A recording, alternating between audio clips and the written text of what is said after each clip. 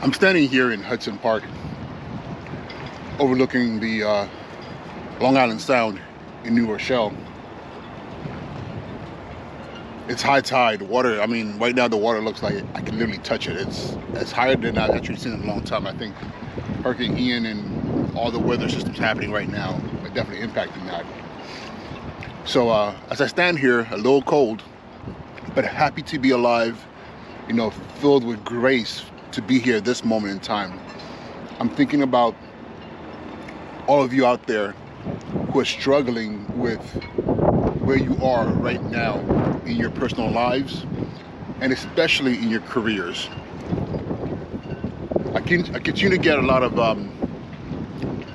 emails and direct messages from people who are sharing their pain as teachers and as administrators.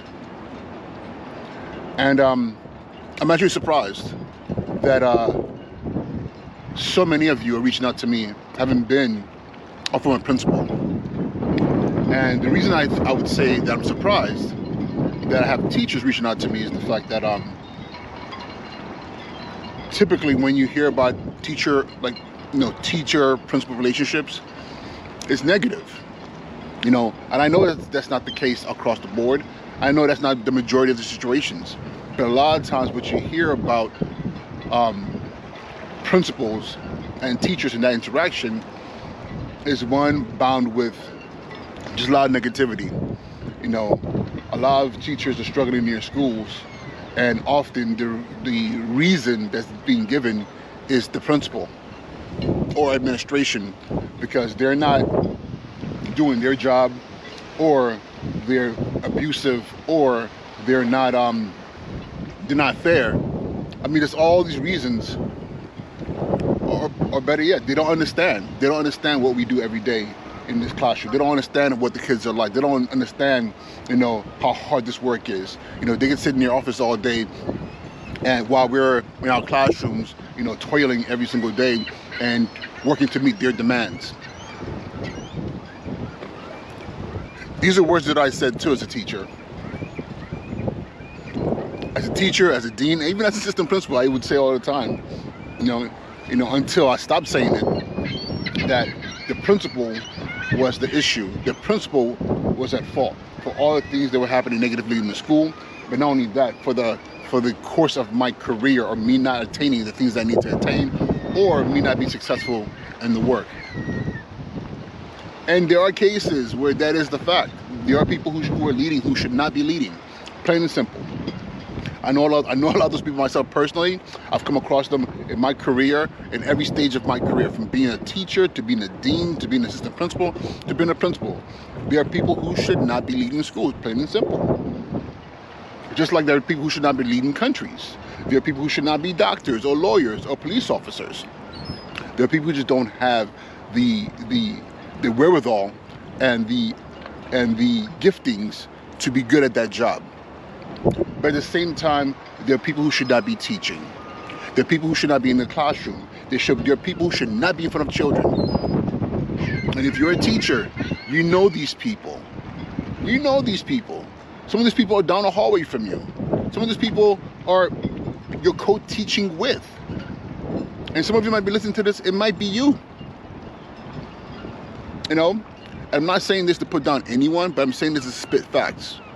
The work that we do as educators is one of the most crucial, I don't want to say jobs, but the most crucial of works.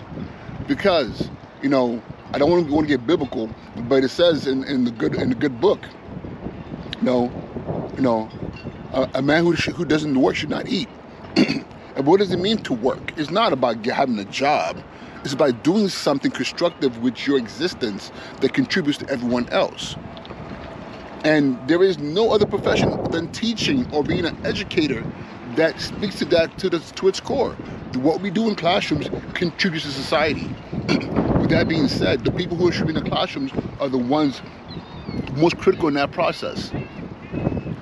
But I'm not going to let school leaders or administrators off the hook. Because as a school leader, as a principal, what is principal?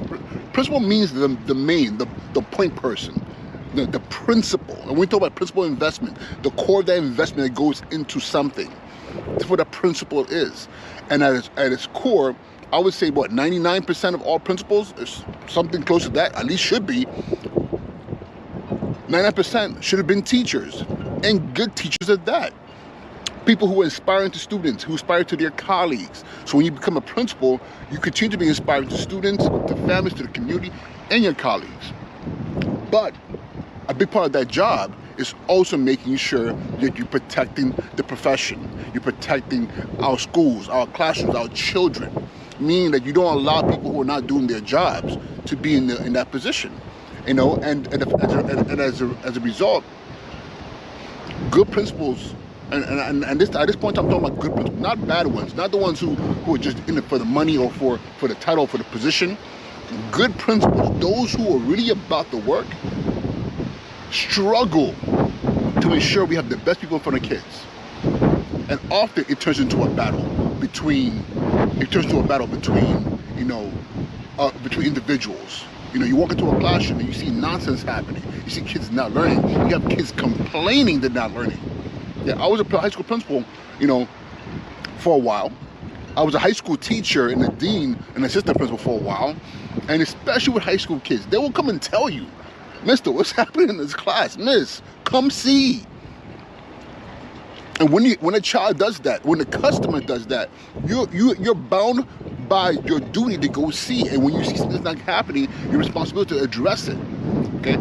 You don't. But I'll tell you this: you don't go in there yelling and screaming at teachers and saying, "Yo, what are you doing? You're a piece of piece of dirt."